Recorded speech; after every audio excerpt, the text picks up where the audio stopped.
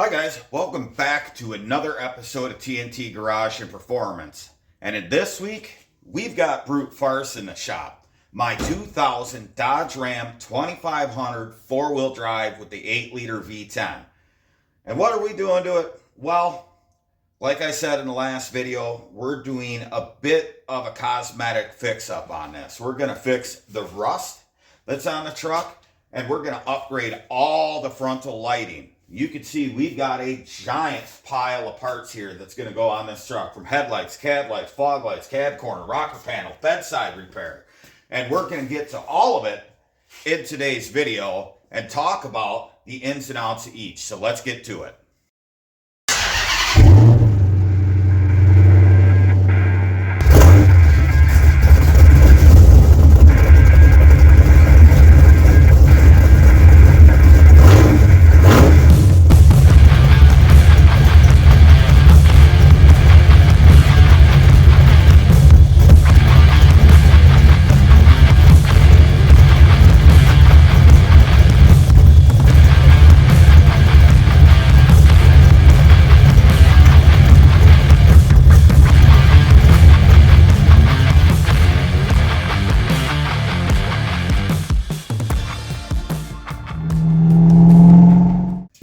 Alright, so the first thing we're going to start with is the lighting on the very front of the truck. We're going to replace the headlight, the turn signal, and its entire mounting bucket, and we're going to install factory fog lights on this truck. So first things first, let's get under the hood and start tackling this. Now, these mounts that hold it in, I believe, have 3 bolts. They've got one over here, one below this trim panel, and one down in the corner. So, can you get these out without removing the upper bumper cap? Yeah, you can, but I'm going to remove it anyway because I have to bolt in the fog lights, and you've got to get this out of the way. So this is just a typical couple screws on each end in the back, if they're still there, or a zip tie in my case. And then it's a bunch of the squeeze and push kind of, fasteners that hold it in. So, let's first cut this zip tie that I put in. And then I've got a screw in the other corner because I'm a professional like that. And we'll get this bumper cap off and dig into getting the headlight buckets out first. Yeah, alright, grab my handy dandy knife. Get that out of there. And reach in behind the bumper, find where our clips come through, which, yeah, gonna be fun. You can also take the whole front bumper off. I'm not gonna do that. We're just gonna work out all these clips that hold it in. Ah, there actually is a Christmas tree over on that side. So I'm gonna grab a Phillips, get the screw out.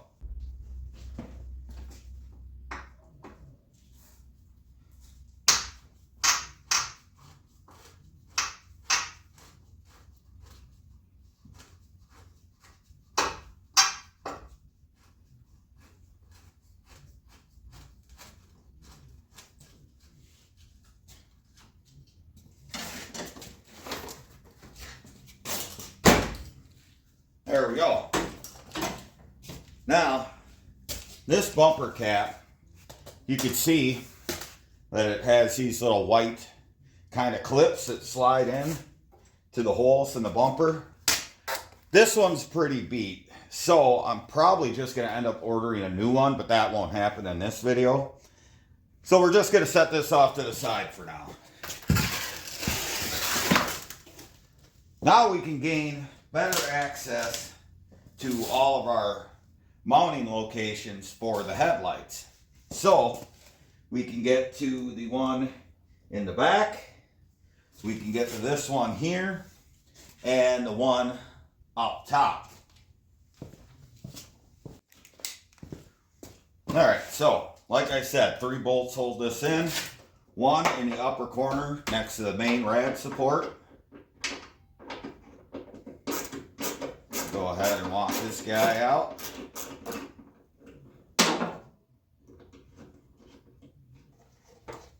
There we go. Then we got one behind the bumper down low, just under the headlight here. Now, like I said, you can take the bumper off and make this a lot easier on yourself, but I've got this bumper lined up where I want it, and I really don't want to do that again. So a long 10 millimeter on a 1/4 inch ratchet will get you in there, or you can go from the bottom with like a 10 mil ratcheting wrench. Either way you go about it, it's not going to be super fast, but you'll get it.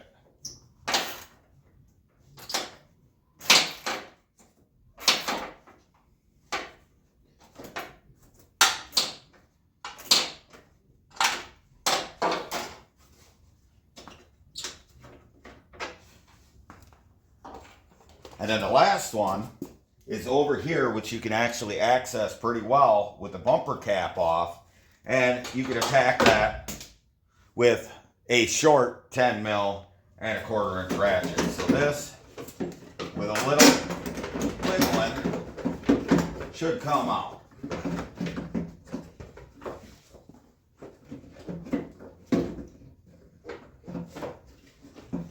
Get our turn signal bulb out so we're not fighting the wiring there. And we'll also disconnect our headlight. There we go. That way the harness isn't fighting us. So just like I did there, you tip it forward and you start sliding it towards the inside of the truck, and out it comes. So now we can compare our old assembly to our new assembly. So you can see, even though this one isn't that kind of really hard fogged over, it is pretty yellowed. Now I could see all right with these headlights, much better than most second gens, but I believe the new ones will be much better. And I'm going to take my good Sylvania Silver Stars out of these, put them in a new housing. So basically installing this, even if it's an aftermarket set that's not this style, just goes in the same way. So we will remove our little protective sticker on the back here for the turn signal. Get that out of the way so we can actually install the bulb.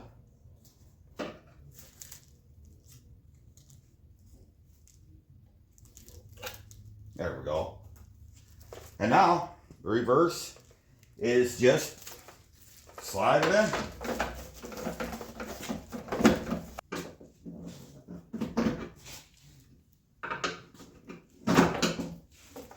There we go. I just had to gently kind of pry the housing down a little bit. You don't want to ramrod these because they are somewhat fragile. And we'll install our marker light.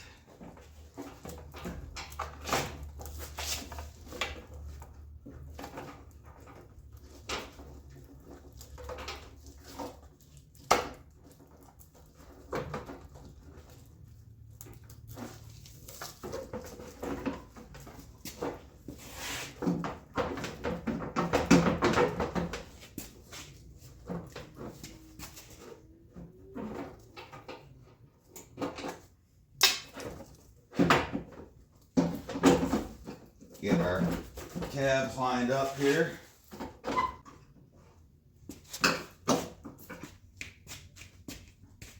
See, is our bottom lining up?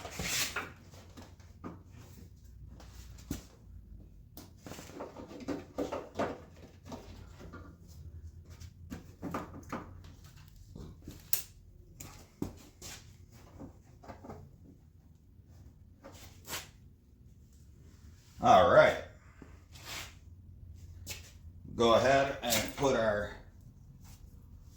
mounting screw back in.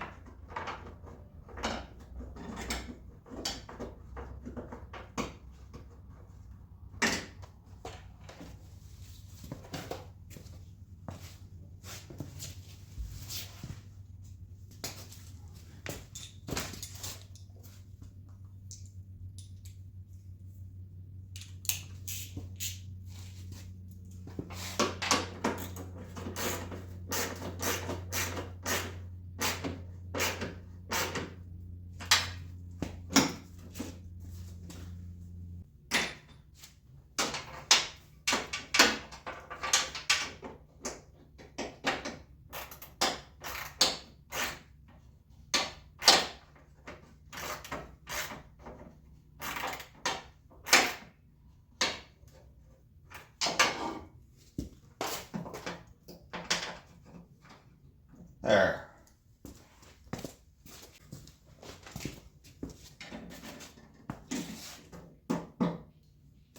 Now we can get our little push pin in here to hold our gasket that seals the fender and the headlight and everything to the grill when it comes down. There we go. So now I'm going to take the bulb out of here, which I probably should have done in the first place.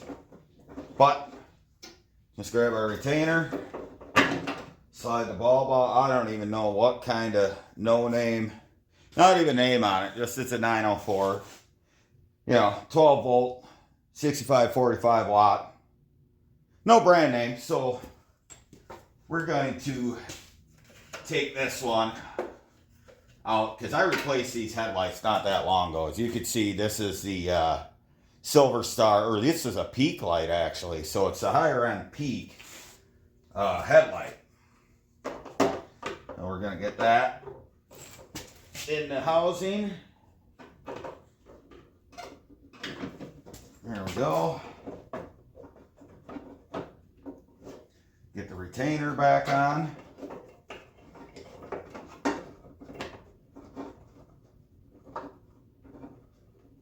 Get the retainer back on.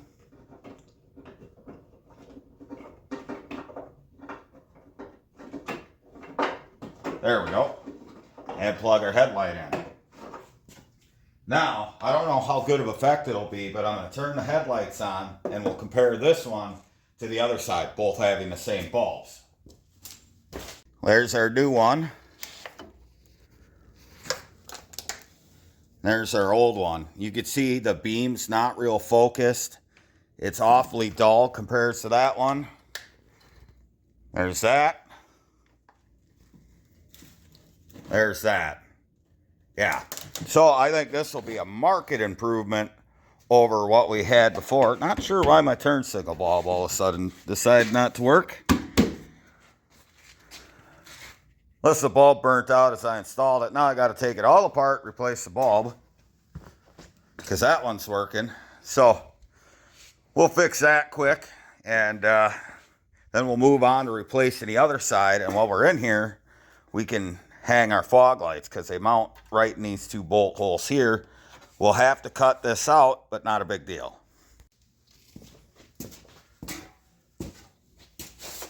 All right, now we're going to install our fog lights. Now the thing is, with a non-fog light equipped truck, this is different. It's a bigger opening if you have fog lights, so the mount and everything will fit behind. Now, we got to open that hole up. My initial hope was to just take my cutoff wheel, go around in there, but turns out I am out of 3-inch cutoff wheel. So another solution, if you're at home and you're in the same predicament, is go in the kitchen and grab the cheapest steak knife you could find. Now, over the years of doing hillbilly things to junk vehicles, I have found that a simple, cheap steak knife will cut through this kind of plastic. So I'm just going to kind of go after it, doing little pie cuts. Once you get a bite in it, it pretty much just glides right through.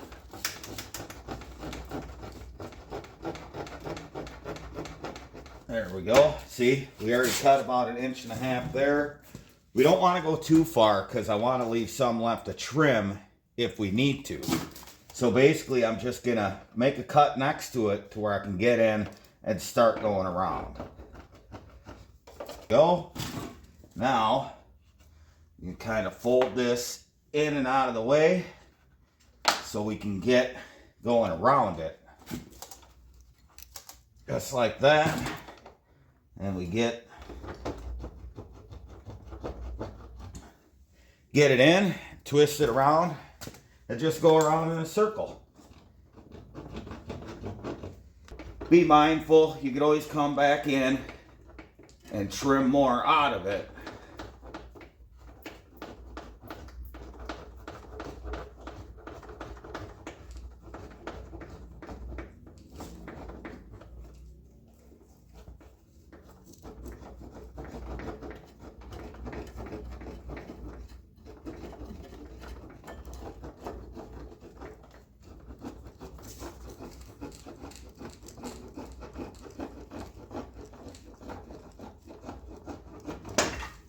There we go.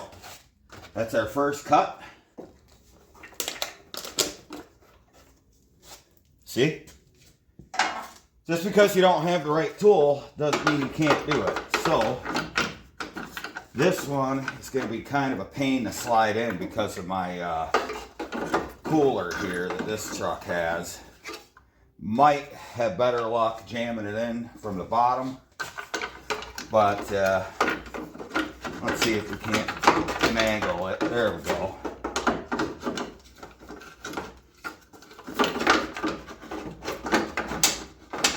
Get it knocked down. Literally.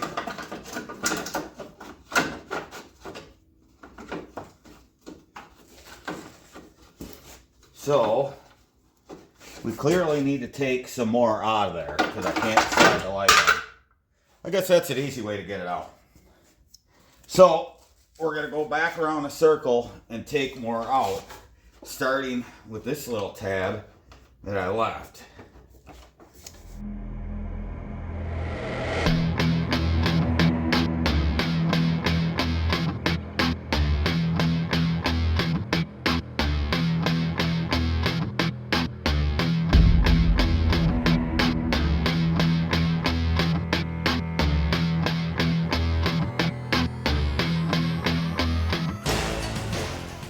We're going to keep going around it. I'm actually going to grab one of my files now, and we're going to work around this just to make it perfect.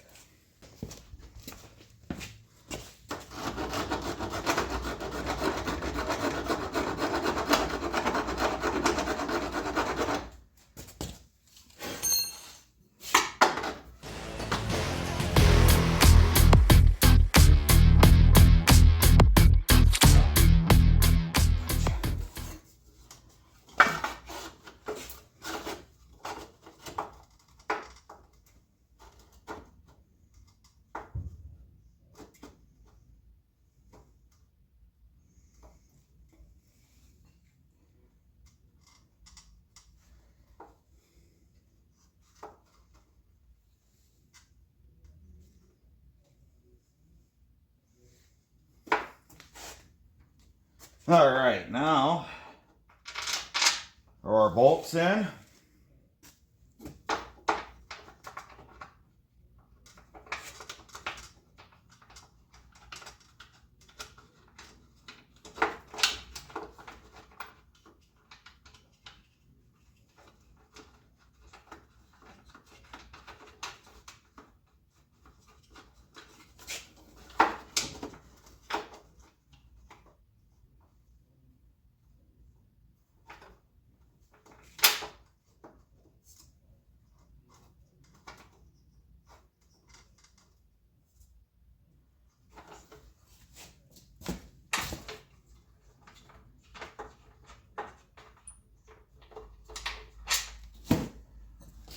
Throw our other bolt in here.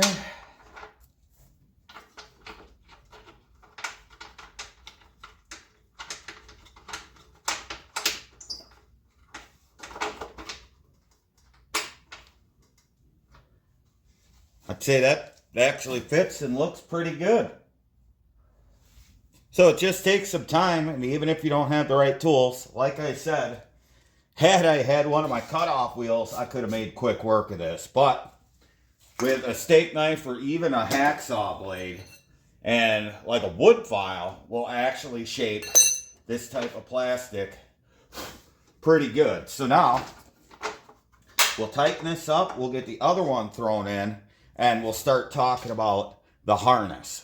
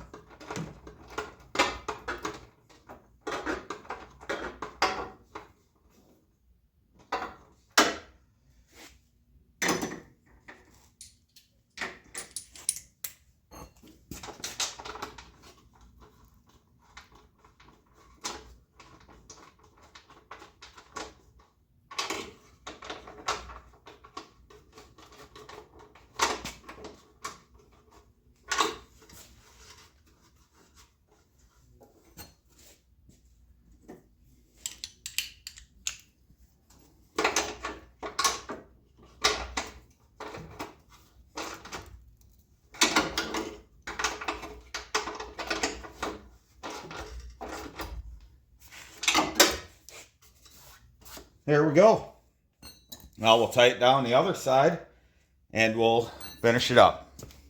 Now, let's talk about our harness. Now I have the factory harness, got bulbs and everything, and it goes to a single connector. Now this truck should have the fog light wiring. Now, some of you might say, well, of course it does because of the 3/4 ton truck as it started with. All the body wiring on this truck right now is from this blue body. It did not come with fog lights. However, most vehicles, modern vehicles, say from the mid-90s up, already have all the auxiliary wiring harnesses in place because it's much cheaper for any manufacturer to just do one wiring harness for everything. So say you've got a 3/4 ton ST that has absolutely no options. Everything will be there to add those options because it's cheaper to make one harness for all lines of a certain make or truck than it is to make separate harnesses. So they do everything in the body harness and then just leave the plug, say for fog lights, empty. So I believe I found that connector under the truck. So I'm going to put the bulbs in, I'm going to run the harness, we're going to see if they work, and then I'll take you underneath and show you what I'm talking about. Okay, now that we're under the truck, this harness, remember, came with the 1/2 ton body. It's not the 3/4 ton one. And there is the fog light harness plug-in that goes to this guy. Problem is, I plugged it in, it didn't work, and you could see it's trashed and our one guy pulled out of the back here. So what I'm going to do is I'm going to cut these guys off and I'm going to put new weather pack connectors on them. And then we'll plug it in and see if it works. Because, yeah, you can see all the green from that tab breaking off in our fog light wiring harness that goes to the lights, breaking from the body side. So let's cut these off and let's put some new ones on. All right. So, I mean, we could just cut those connectors off and butt splice them together, but I've got a complete weather pack kit, Deutsch connectors, so why don't we use this? We've got a couple 2-pin, we've got male and female. We'll put those in, they'll be weather tight, and we'll be able to go in and unplug it if we've ever got to change something. So there we go. Granted, it's not factory, but we still have a connection there that's weather tight. All right, we'll start with the truck side. And the nice thing is, at least that Chrysler did, was our harness coming from the lights is a red wire and a blue wire. And the main body harness has a red wire and a blue wire. So there's no question as to what we need. So we're going to grab a male side and a female, which is probably buried. There we go. We've got our male and female ends here. So, get our gaskets because they go on first.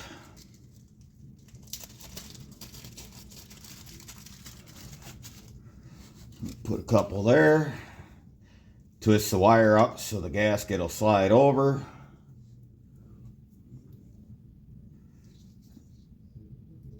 There we go. We'll slide that up the wire. Slide it up the wire. And now we could put our little ends on here. And I have a special pair of crimping pliers right here just for that. So we are going to first lay our wire in up to the insulation. Then we're going to take our little pliers here and figure out what we need. So 20 to 18 is the center.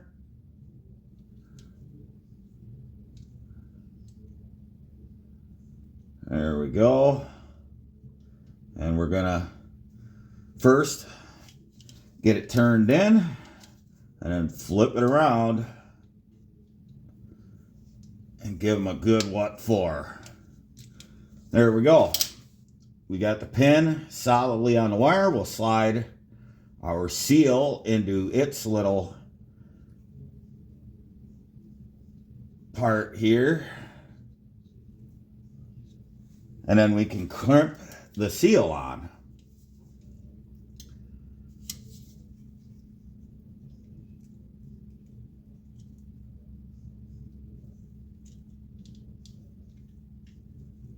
There we go. We'll do the same on this wire. And then we can put them into the weather pack.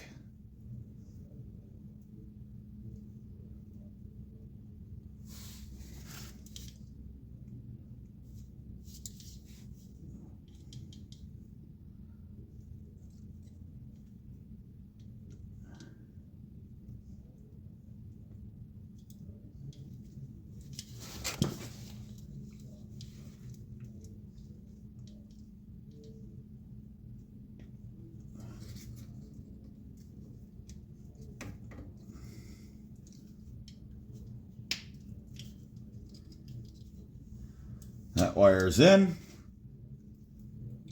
Get our seal set in and crimp it.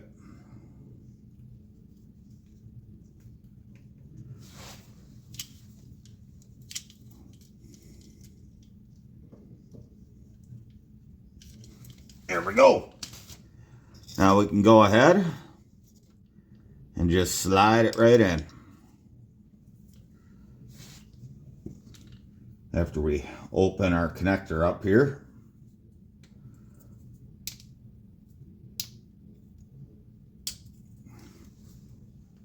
There we go. Open the back side of our connector. Slide our pin in where it engages, making sure that the seals are seated. There we go. And clip it back over. We have a weather pack that's perfectly in there. So now we could do our fog light side. Get this off there and go ahead and repeat the process.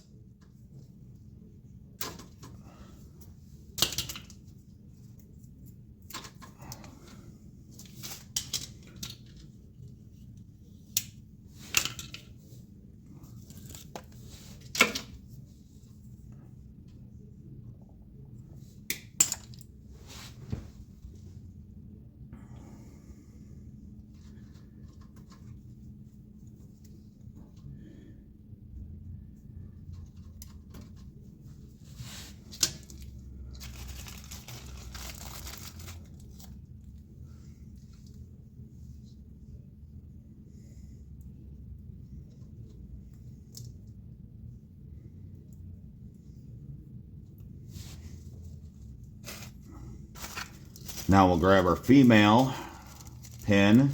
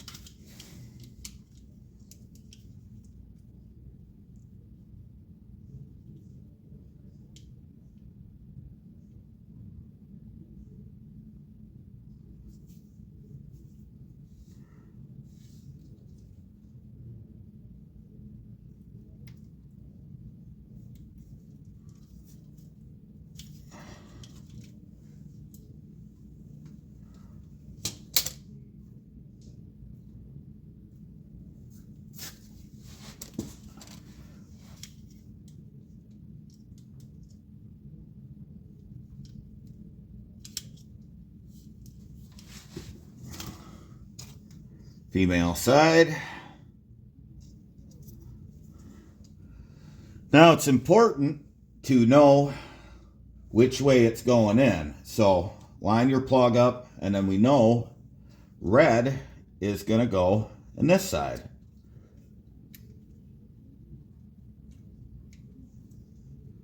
There we go.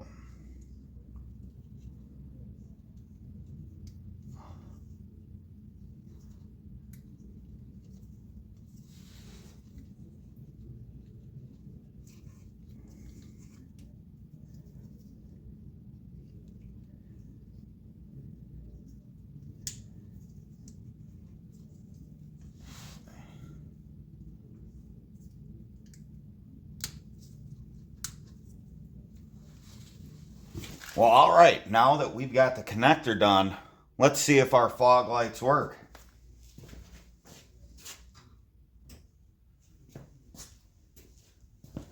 Well, there we go. We really do need to clean those up, but they work.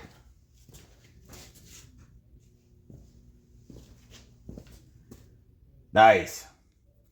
Now, like I said, even if your vehicle didn't come equipped with fog lights, and I'm talking Rams, Dakotas, Grand Cherokees, anything built like this in that era, it's already got the main harness for it. You just need a fog light harness, the fog lights themselves, a headlight switch, which will plug right into the factory dash harness. Just get the switch that has the fog lamp option.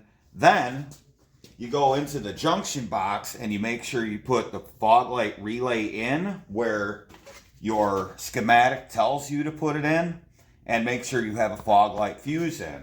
And on the Rams, the second gens, at least the 98 and newers, all your fog light control is inside the power distribution center under the hood. So there we go. Now we can throw our bumper cap back on and kind of see how everything looks. Well, all right, we got our bumper cap back on. We can close the hood because we're done under here. Now, there we go. We need to jam our gaskets in there to get them formed to sit behind the grill when we close it, because as they come packaged, they're going to want to stand straight out. So just close your hood and then push them behind the grill, and then they'll begin to form the way they should. Now, that looks a lot better up front. Like I said, we got to clean these. Not a big deal. And the nice thing is now, if I ever want to change those fog lights with another set of like factory replacements, now that I've taken this off and put the bolts through underneath, I could just unbolt them, drop them off the back, slide some new ones up, put nuts back on them. I don't have to take the bumper cap back off. So that finishes up the front of the truck.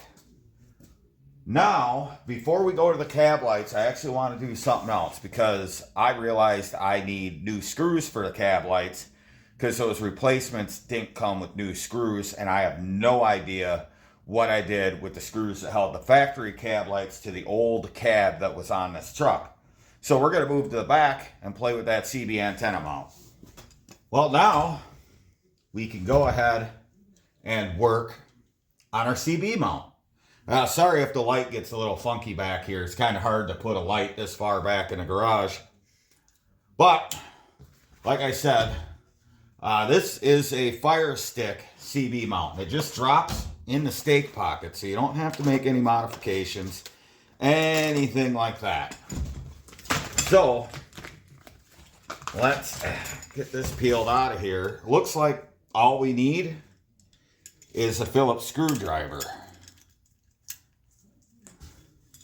Let's get our instructions out of here. That's jammed between the screws. Looks like it's a fairly straightforward deal.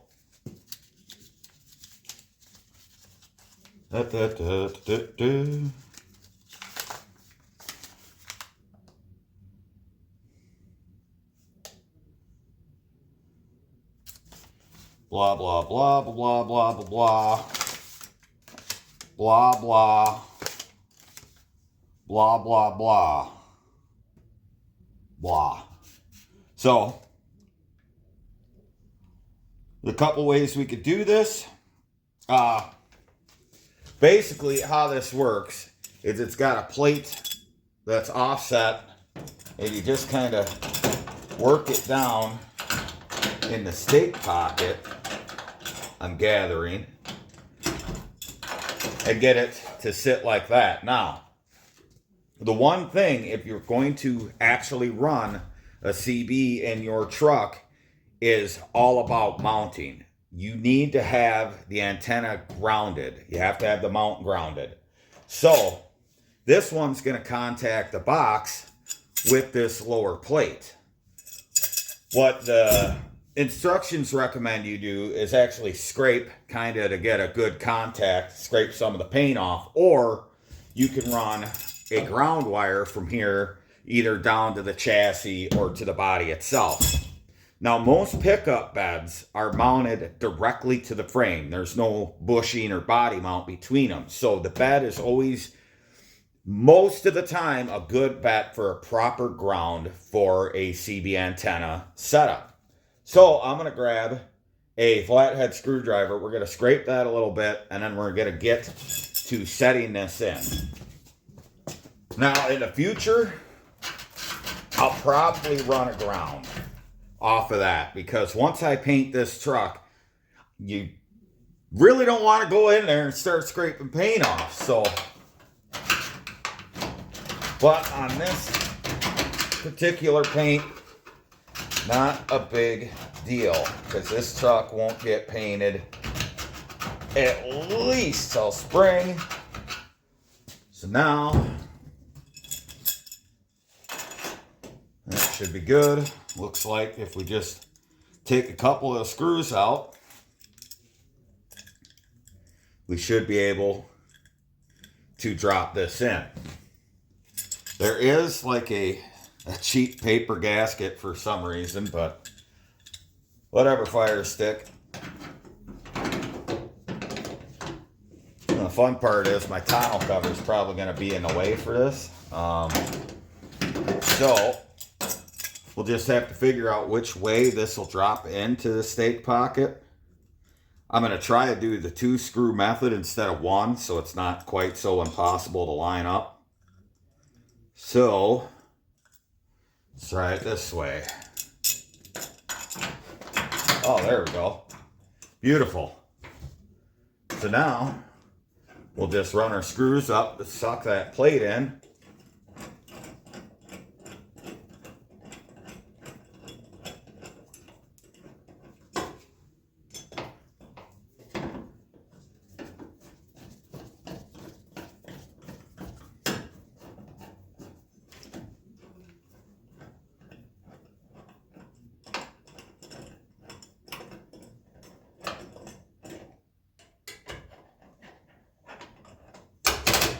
There we go. Now we should be able to wiggle these screws in. Yep.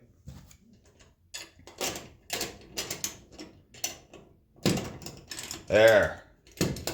Now we'll just locate it centrally over the hole and run them home.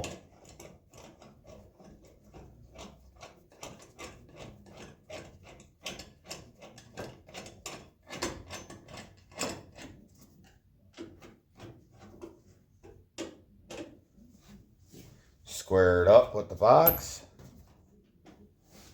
There we go.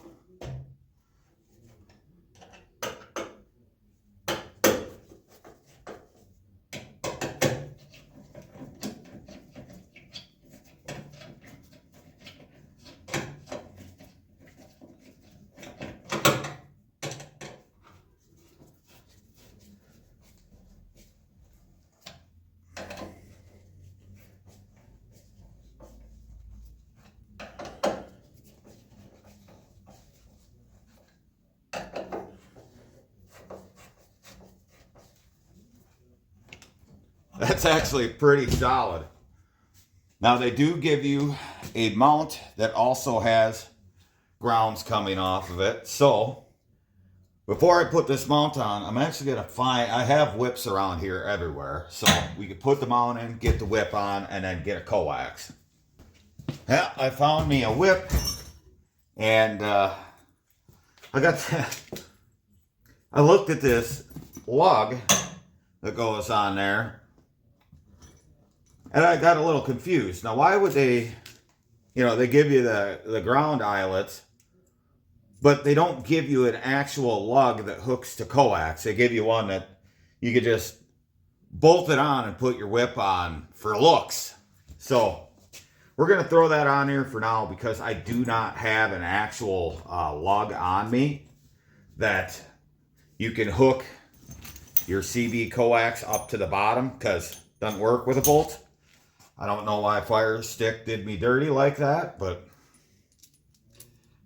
know that for the future. If you order one of these, you also have to order an actual coax lug. So for now, we'll do the cool guy thing, and we'll just be posers. I'll have an antenna to nowhere. I think Ozzy, sung about that once. Antenna to nowhere.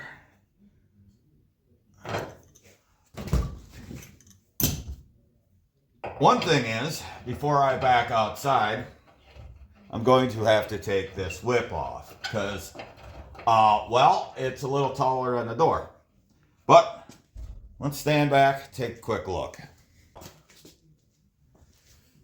Now, if it's not like straight this way or that way, you could probably tweak this mount a little bit. So it's a pretty solid unit from the looks of it. Of course, they don't give you the proper stuff. And here I was all set to run my coax, which once you run it off the bottom, say hook it here, you could either ramp it up, run it into the bed, go to the back, which is probably what I'll do. I'll just duck it between the tonneau cover and the tailgate, and that should be fine. And then run it back through on the inside of the stake pocket. There's usually a hole. You can dump this through, run it down, up the frame, up into the cab of the truck. So a couple of reasons why I want to put a CB antenna on this along with a CB. Number one is this is my primary tow rig. So if I'm out somewhere, it's going to be nice to be able to get information instantly over the CB. The other function of that is I do like the weather band on a CB because it's an instant notification. It's a push of a button. You don't have to pull your phone out and look and all that. It's just a better way to do it. I'm a trucker, so I rely on my CB in the big truck a lot, and it's nice to have one in my tow rig. Now, when it comes to CB antenna mounting locations, why did I choose to put it at the left rear corner of the truck? Well, the main reason is for proper CB radio performance and longevity. Anytime you have an antenna close to the cab, like a lot of guys will mount them at the front of the bed on their toolbox or whatever, anytime you have that vertical surface that close to the antenna, even if you've got the main coil of the antenna up higher, you're still going to get a little bit of reflection. And what reflection means in an antenna is the radio waves go out, hit that solid object, and come right back to the antenna. That can damage your transmitter. So if you are putting a CB at something and want optimal performance for a long time, try to keep it away from anything. That's why it should be fine here in the back. And this is just a hot rod antenna that I use these on my big truck to work well, but I'm probably going to get a decent black fiberglass whip that's got the main coil winding up top, so I get the best possible reception and transmission. People also mount them to their mirrors, stuff like that. You get it up in the cab, you've got less forward reflection, so people you're driving at, you can receive and transmit. One other thing why I have it so far back also is because the radio antenna is on the right front corner of the truck. So having as much room between these two antennas as possible eliminates any kind of interference between the two. Because a lot of guys, like if you have a rooftop, just magnet mount, if you key up your mic, you can hear it through your radio or some sort of static or interference. So having it way back here eliminates all that. I have no possibility of reflection back here. I don't have to worry about it interfering with my radio and stuff like that. Now, reason number two I have it back here is I'm a giant nerd. One of my favorite movies is Twister. And if anyone that's watched that movie in the last 30 years, it's been about 30 years since it came out, yeah, next year, they'll note that Bill's Ram, it had a bedside mount with two antennas, and that look was just so cool, and I want that as well, albeit I don't want to drill holes in the side of my box.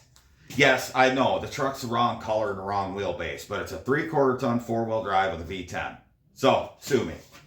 That, it's just between the whole Twister thing and how much I love that movie, and that's what got me into second-gen Dodges, between the looks for that and just the sheer functionality, I get to have my cake and eat it too.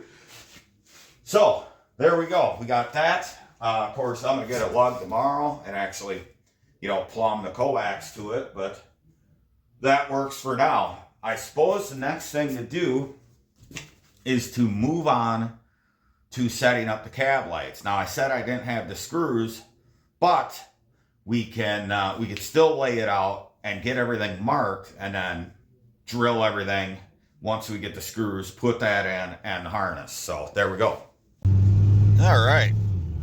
I can see pretty good with these headlights. These are my low beams, and if I shut my fog lights off, you can definitely see the difference. So I'm pretty happy with that. It's kind of nice to see once this oncoming car gets out of the way. We'll see how the high beams are. Should have washed the windshield a little better when I washed the truck, but there we go. So low beams and fog lights. High beams are pretty good. Second gen Dodges were never known for their great headlights, and honestly, this is plenty fine. I could see, but low beams on a 2-lane road that's 45 mile an hour like this with the fog lights, definitely way better. Really like having a fog lights. I liked them on my Sport that's in storage. That made a world of difference. So yeah, having nice housings and adding a set of factory fog lights to your Ram makes a pretty big difference. And these are just halogen lights. They're not the laser beam lights that everyone needs now, and start your head on fire if you look too close at them. These work good. Yeah, I think that looks pretty good. I always love the look of these Dodges with the fog lights, and they're plenty bright.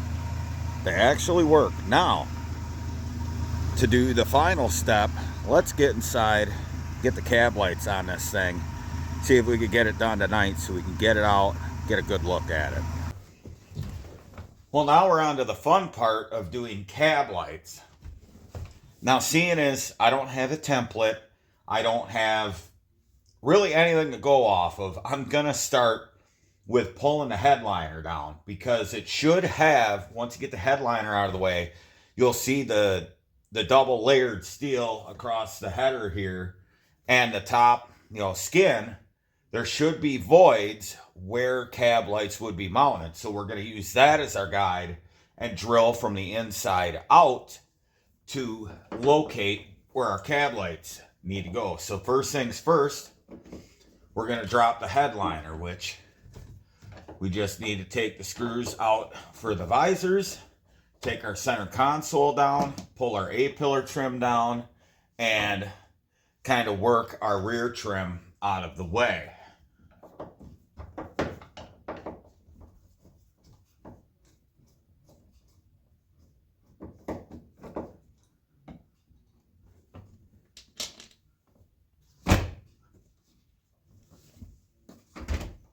And of course, if you've got lit vanity mirrors, don't forget to disconnect those.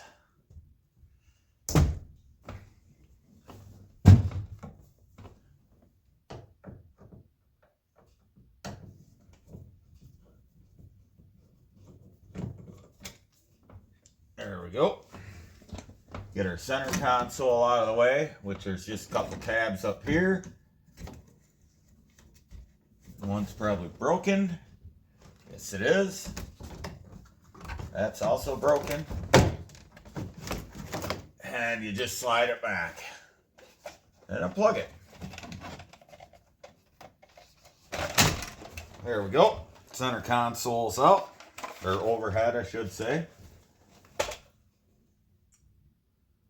All right. Now, move on to the other side.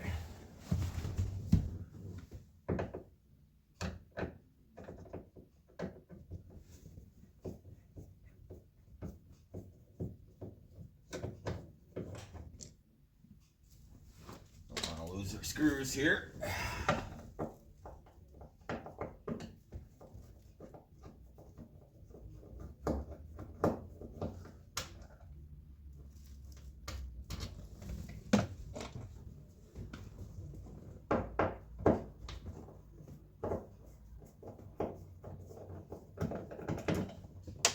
Just like that.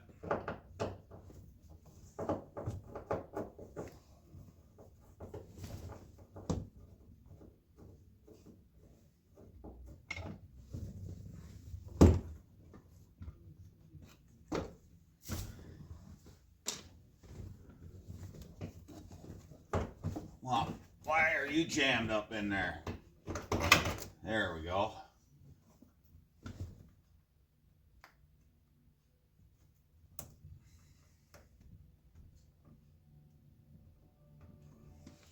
That flathead around here somewhere. Ow!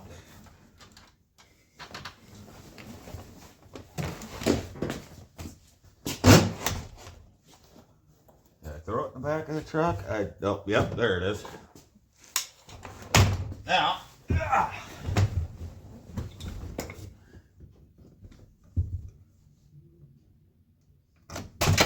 there we go. Of course, because it's a Dodge and a serious machine, we got two grab handles we got to pull off for some friggin' reason.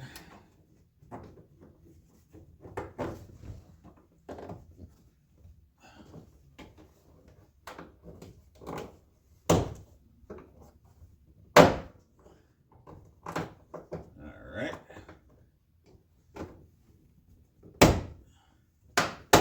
There we go.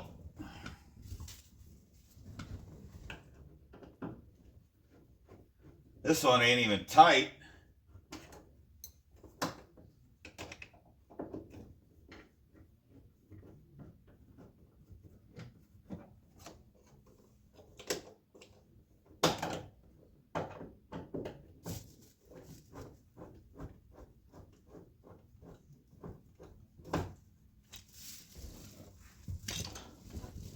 All right, then we got our grab handle up on the A-pillar.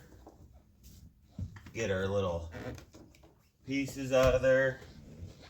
Just like everything else, it should be a Phillips.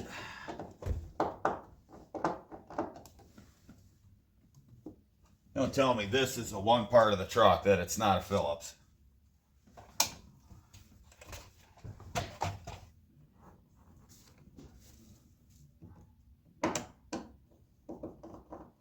Because why, Dodge? Everything else on this truck is a Phillips, except for that grab handle.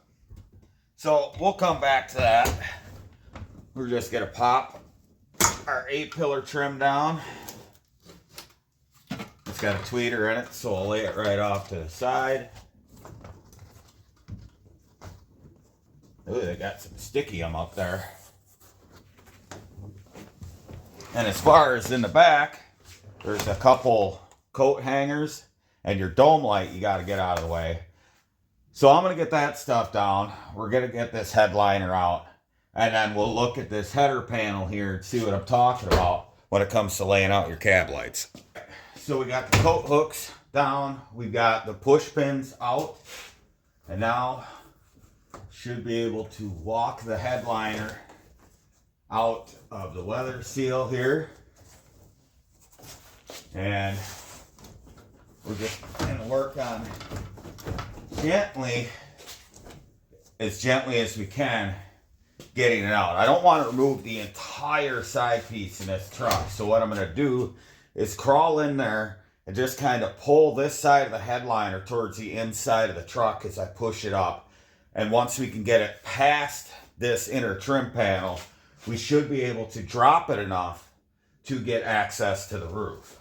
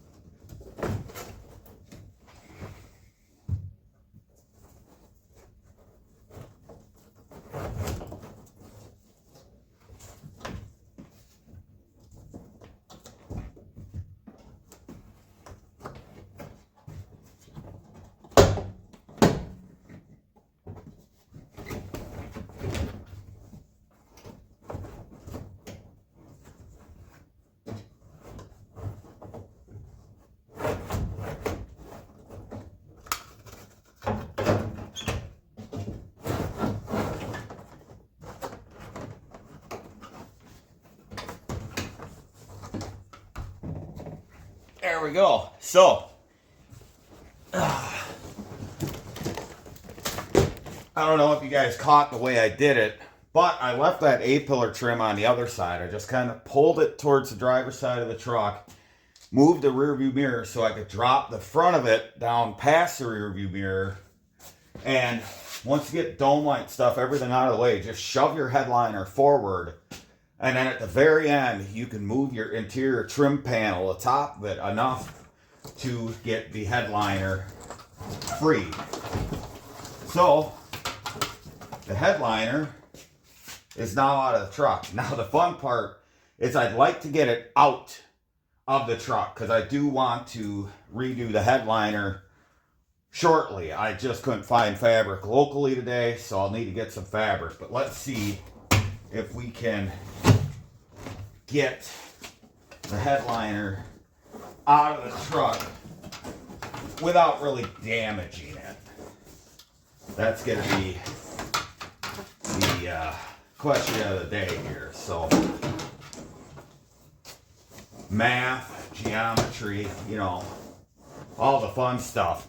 When they assemble these trucks, they put the headliner in before they do the windshield. So, let's see if I can get that seat over there out of the way. And I gotta unlock that door and we'll see if we can shove it out.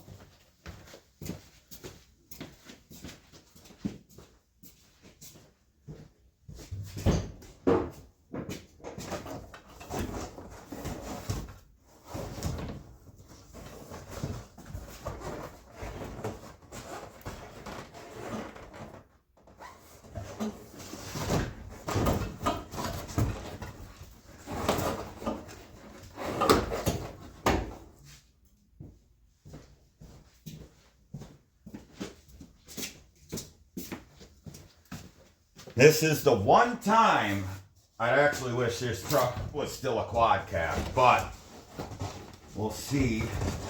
We'll get it down past the shifter on the floor there. Just kind of wiggle it back and forth to get it out.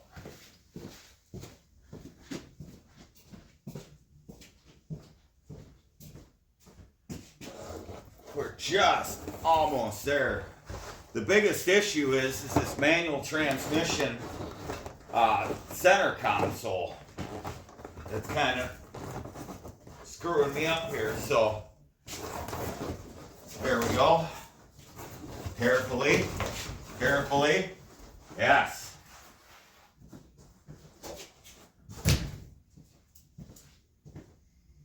There there, we got the entire headliner out without destroying it. So that's a plus. Now I'm going to bring you in because the internet was right. There actually is locations for the cab lights. So if you're doing this on your truck and you don't have a template, you don't have to throw a bunch of guesswork into it. So let's jump inside and check this out.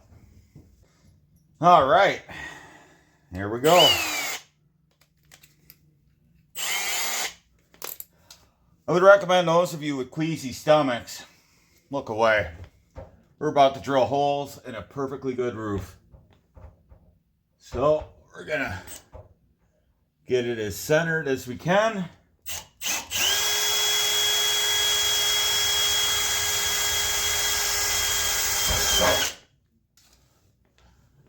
There we go.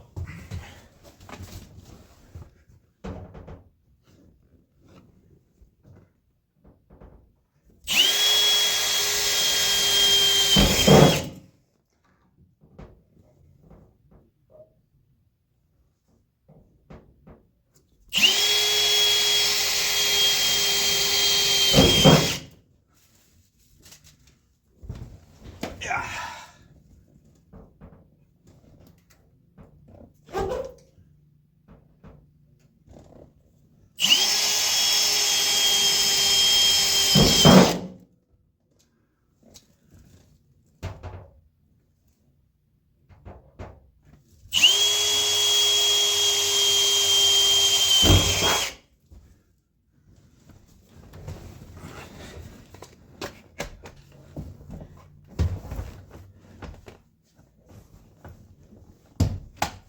Well, now there's really no turning back. We got 5 holes drilled. We'll have to grab a step bit and run them out a little more because we need to have the room to run the harness up, which the original lights had a 194 bulb and socket, which is about the size of a little under a quarter, probably between a nickel and a quarter size. So let's crawl on top of the truck and punch those a little bigger, and then we could start laying on our cab lights and then measuring before we start punching holes for the mounting screws.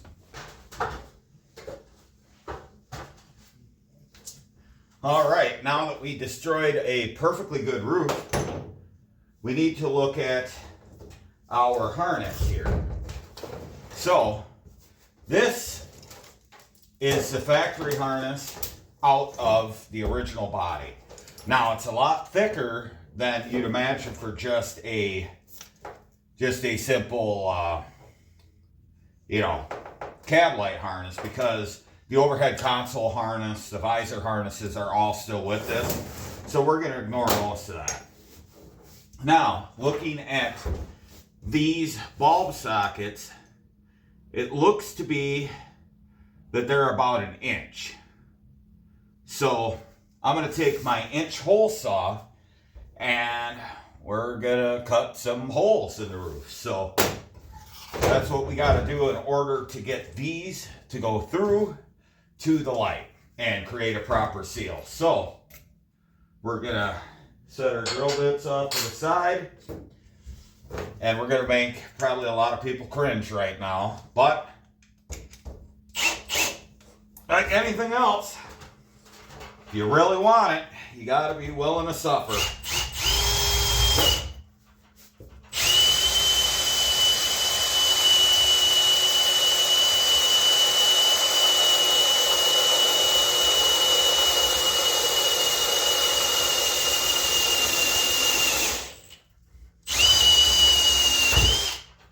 There we go.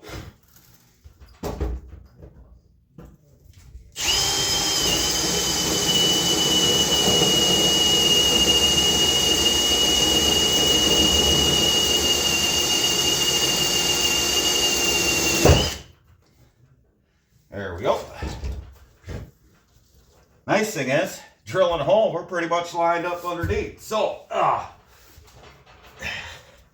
little less room up here. Try not to put all my weight in the center of the roof. If you're going to climb up here, try to stay towards the front, back, or sides. You get in the middle and you're going to distort the roof panel.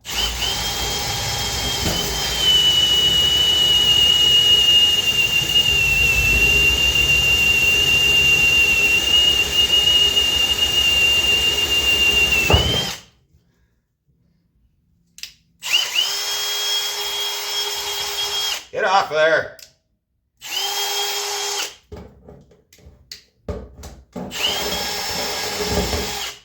There we go.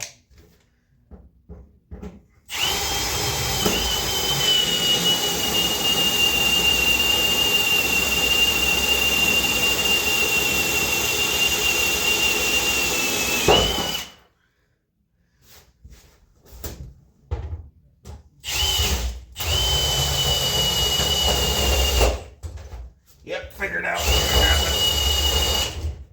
Ouch. Draw me like one of your French girls, Jack.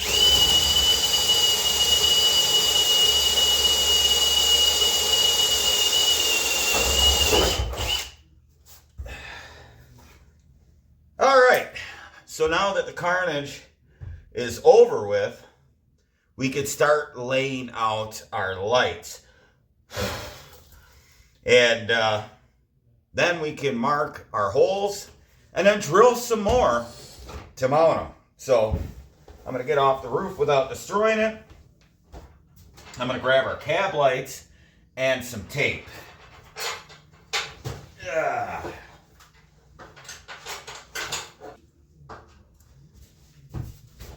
While I'm at it, I'm also going to shove the harness up through, because with the harness up through the holes, we can put these into the bottom of the cab lights, and that'll help us make sure that they stay in the proper location as we're setting them out. So, yeah.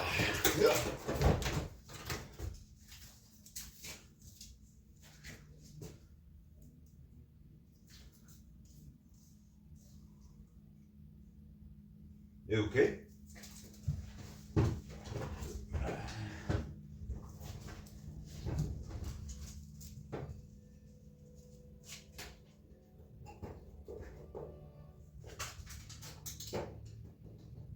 The hell is that?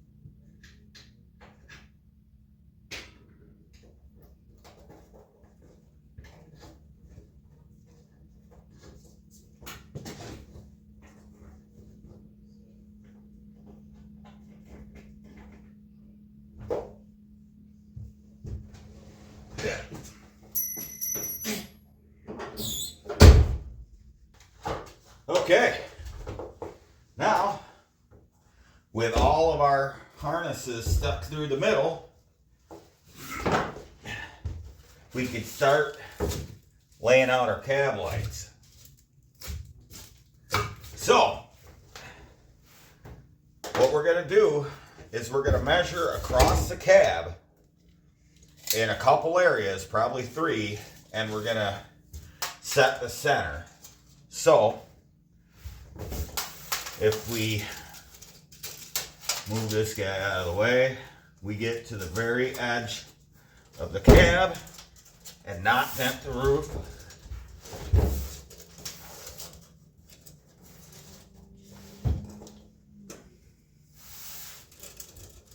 See what our measurement is?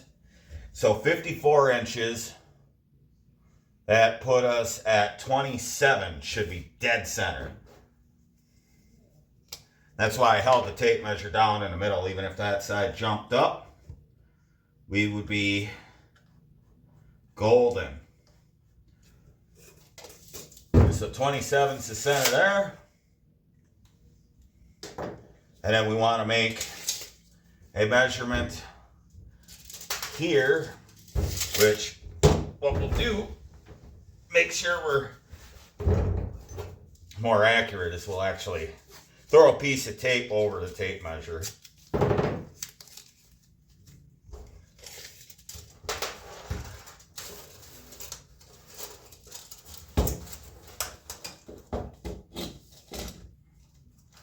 Right where we want it, which is up there. Get it to the edge, so we'll measure at the bottom edge about 1.5 inches from the top of the windshield. So that puts us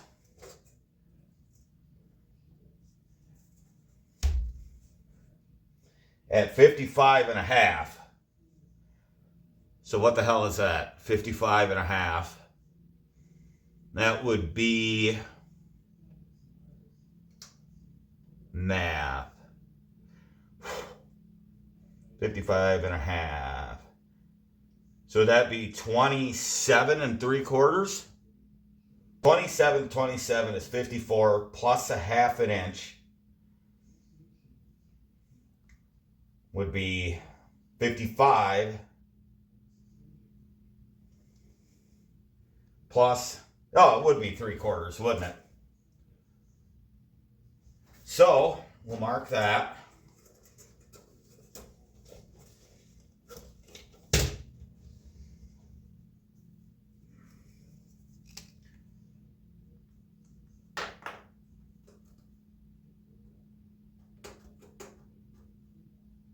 There we go.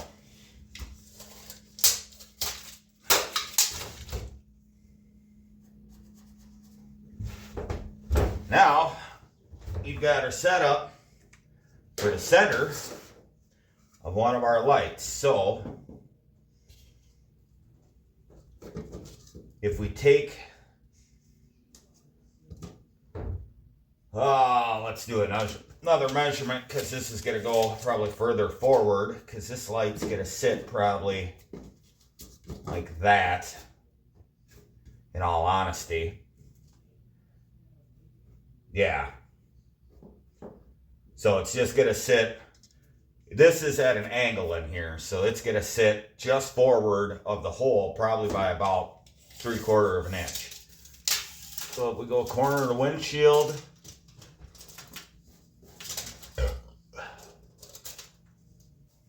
I'll get over there.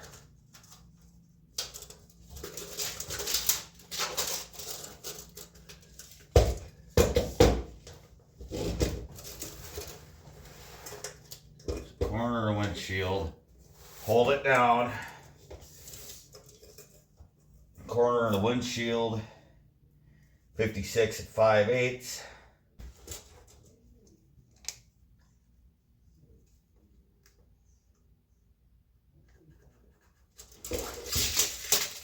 There we go. Now, like I said, these lights are meant to, they could be used with the factory harness, so I'm just going to plug it in, put our connector up in there.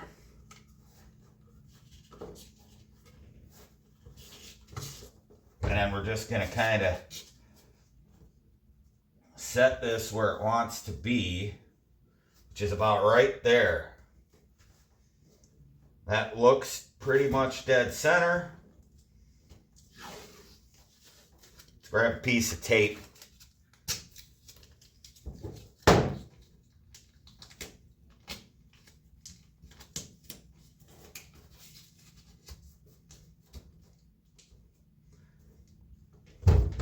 There we go. Now, for each light, we could measure out. So 2 measurements to do is your distance from one light to the next, and then the distance from the front of the light to the windshield, because you don't want a straight line of lights across. It'll look dumb because they'll be all at different heights when you're looking at it. So you want to measure from the windshield back, and then that'll set us up. So, and really, since we're not doing a complete OEM deal, like this was not set up for cab lights, we could move them fore and aft to kind of set it up the way we want it. So let's get our measurement from the front of the light to the windshield, and that is 4 1/8 inch, and then we'll just mark those. 4 1/8.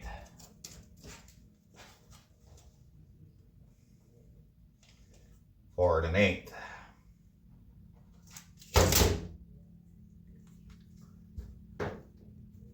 And then what I'm just going to do for now is I'm just going to start laying the lights out. And then we're just going to measure them because we can move them instead of doing all the measurements and laying it out perfect. If you just lay them out and then you have something tactile to work with, it'll go a lot quicker.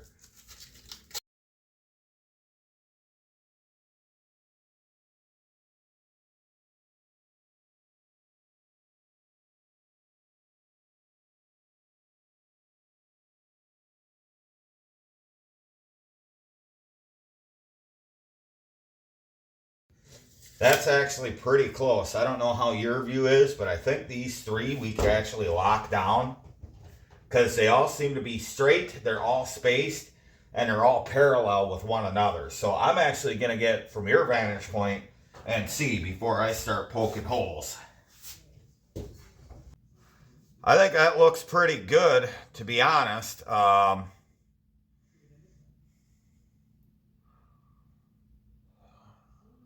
So far, so just because I don't want to have to go through this mess more than once, we're going to measure the center one, make sure that's absolutely centered, and then we could go from there setting up our outer one. So I'm going to grab a small drill bit, we're going to grab our screws, and we're going to get the center cab light absolutely dead nuts.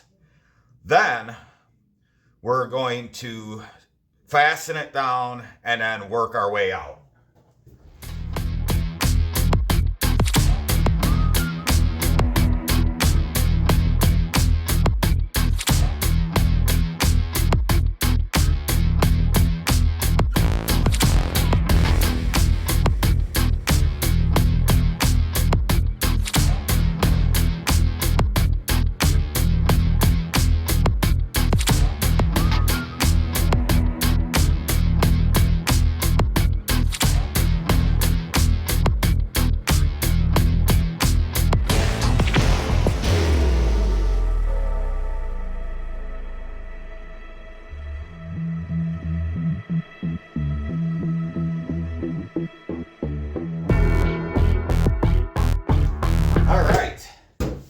Our cab lights are on and secure.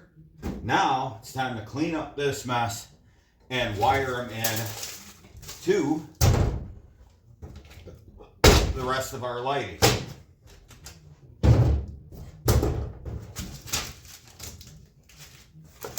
I think they look pretty good. Let me know what you think.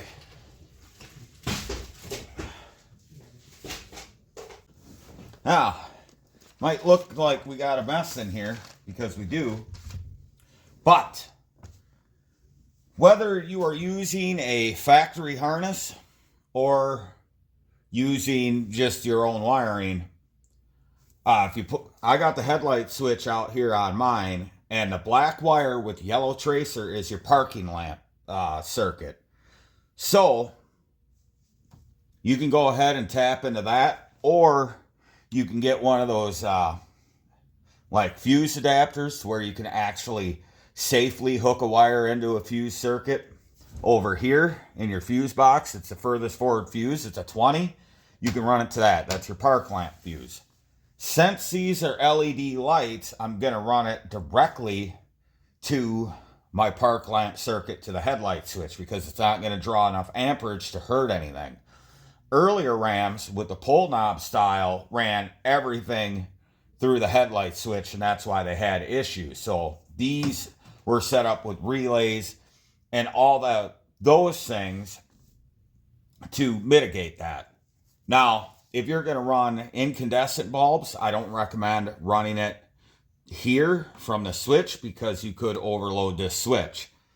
I'm doing it because it's easy and the rest of the wiring goes in somewhere. I'd have to take it all apart, and yeah, I'm just not going to do that. But if you are using a factory harness like this, there is a ground that needs to be run up into the double wall panel up here, and that's the ground for your cab lights. So all I'm going to do is I'm going to run this where our A-pillar panel would cover it and bring it into the back side of the dash, just like that. And because I like doing things super professionally, we're just going to use a Scotch lock because it's inside the vehicle. It's not got a pile of amperage going through this wire because everything else is on a relay. So I'm not worried about it. If you are, let me know. I'll be sure to put it out of my mind. There we go. Now, seeing as I'm using a Scotch lock on this, I want to go ahead and say that I absolutely do not recommend using a Scotch lock outside of a vehicle. It's just not a good idea. But inside, we shouldn't have any issues.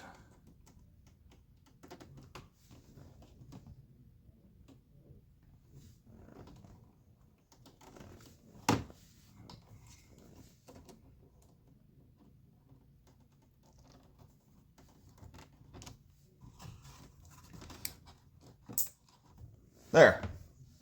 Do a light check. Yep. Now I could reinstall my headlight switch in its proper location.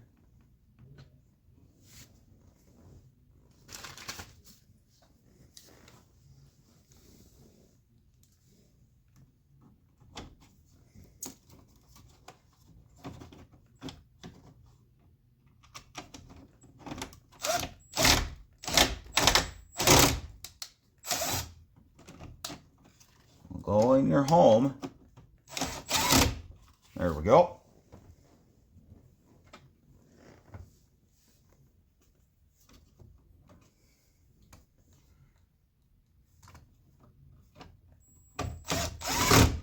There.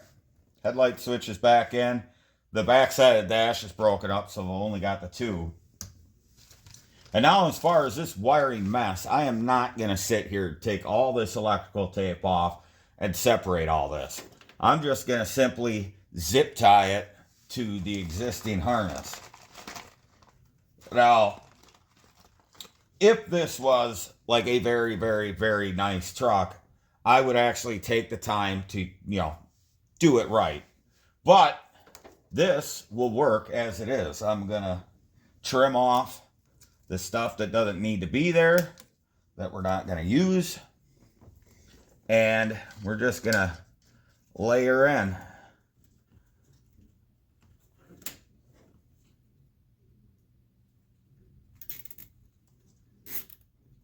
Just like that. So I'm going to go through, zip tie all this up, make it look nice and tidy, and also make sure that it'll fit underneath our A-pillar trim panel. And then cut all the tails off our zip ties. And we will be golden. Get that guy pushed up there. Wait a minute. Hold on, guys. I just spied something. is this the build sheet for this blue truck? I was just looking over there, and up in the A-pillar trim on the passenger side, I saw this wad of paper sitting in here. Let's see if we can carefully, I believe it is.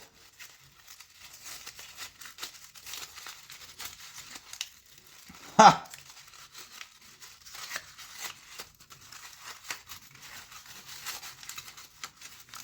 Not so much a build sheet as it is a interior kind of sheet there. So this would be the interior outfitting of this truck. See, down here is what gives it away. It says PRNDL or Prindle, which would be the gauge cluster, and it says no, which is correct because this truck was originally a stick, so the cluster in it did not have a Prindle. So, yeah, AC, a lot of it's missing. That's kind of neat. I don't want to mess with it too much because I'm just tearing it up. But, that's kind of neat to find that just stuffed in over there. So, I'm going to continue zip tying this stuff up, and then we'll get a look at everything. All right, we've got everything zip tied up out of the way. So what I'm going to do right now is I'm not going to put the headliner back in. We're going to recover the headliner along with redoing this seat and just cleaning up this interior a little more. And that'll be in another video on this truck. So for right now, I'm just going to put the center console back up. I'm going to, somehow attach the dome light up in there. And then we're going to put our visors back up. And that's all we're going to be doing because it makes no sense to put the headliner back in with it drooping until we get it fixed. So let's just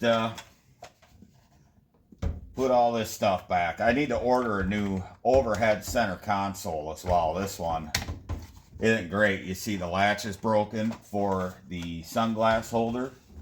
So we will get it up in place. And there we go. That's in. That's passenger side visor.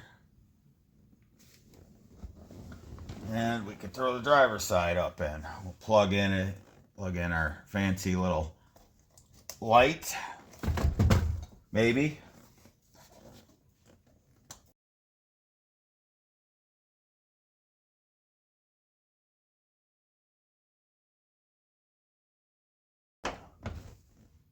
There we go. All I got to do is throw the other visor over there. I'm going to leave that grab handle off for now. And then we get to check out these cab lights. All right, it's time to see how they look. Parking lights on. Yeah, those look pretty good. Nice and bright. Yeah.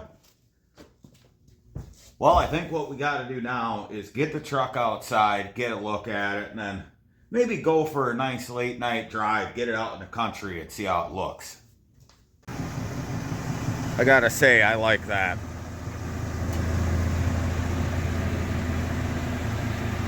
That looks really, really good.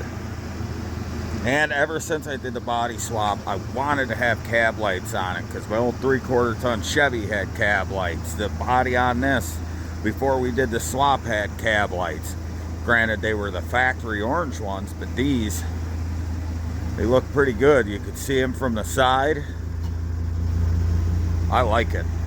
Let's get this thing out in the country in the dark, really get a look at it. Man, that's nice. Well, there we go. We're out. Pitch dark.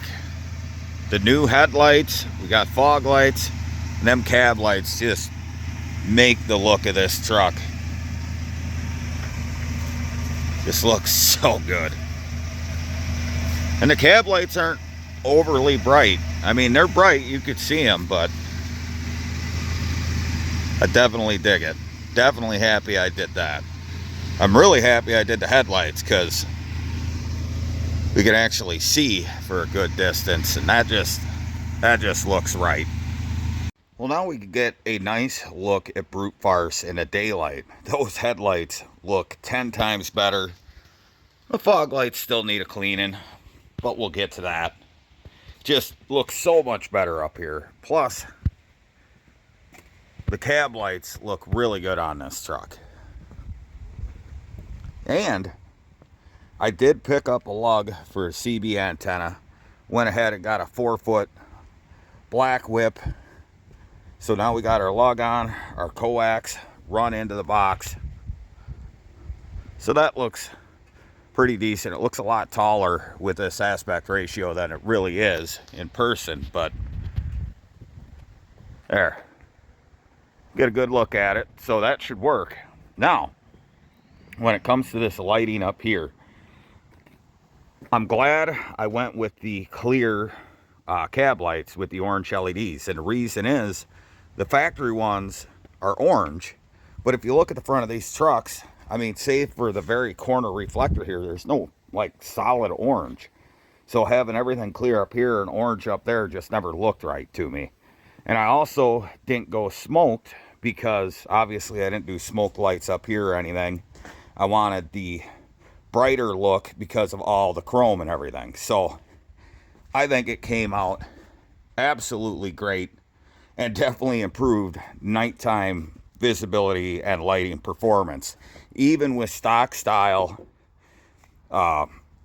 housings. Now, there's one thing I wanted to talk about when it came to bulbs is that if you're going to run a reflector housing, which is a completely smooth or clear lens with the reflector built into the back, where it's not smooth, but it's, you know, a reflector, you don't really want to run LEDs in those clear lens housings because one, the beam's not going to be all that great, and two, they're incredibly bright to any oncoming driver because it's just not a dispersed pattern of light. It's like a single beam, and they're dangerous on the road, and they don't give you a really good, you know, field of view with LEDs in those clear, smooth housings. Now, I have LEDs in here because it's not a reflector housing. This disperses the light enough, and it works really well. So if you're going to run a crystal clear housing, run a halogen or an HID or something that's not quite as, you know, laser focused as an LED is, because they send light out the sides of the LED. So essentially it just bounces off either side of the reflector and just doesn't make a very good beam. So that being said, if you want to run LEDs, just run these. They work fine. We could see that even with halogens, it's a lot better with new housings than the old yellow ones. So that's my tip for that, for sure. But if you're going to run that, you could run all LEDs, really not have a problem. They are a lot brighter to oncoming traffic, so make sure you actually aim them, please. I did spend a lot of time aiming these to have a happy medium of not blinding oncoming traffic and also making it to where I can see. So there we go. I'm liking the looks of that. Well, I think at the point we're at, we're going to have to wrap this video up. I was doing some editing last night, and I had 4 hours of footage, and I wanted to keep as much in as showing you guys how to do those cab lights, replacing your headlight assemblies, and how to put factory fog lights on a truck that didn't come with them originally. So I guess this is going to have to turn into a 3-part series. Part 1 was upgrading all the lighting and adding stuff that this truck didn't have originally, or at least this body didn't have originally. Part 2 will be fixing all the rust. We'll do the cab corners, the rocker on this side, and do the bed sides on it. So look forward to that, because that'll be the next video on the channel and on this truck. And then part 3, we're going to go into the interior, do the headliner, reupholster the driver's side seat, and generally just make it a nice place to be. So check all that out. Hopefully you enjoyed this video. Hopefully you learned something. If you have any other questions, go ahead and comment down below. And don't forget to like, share, and subscribe. Hit the little bell icon. Make sure you get updates to new videos. And you can follow me on social media. All the links are in the description below. So I'm looking forward to driving this truck more at night. And hopefully if you do the same thing to yours, you'll get the same kind of, excitement to actually be able to see at night in your second gen Ram. So until next time, remember, if it ain't broke, fix it till it is. We'll see you soon.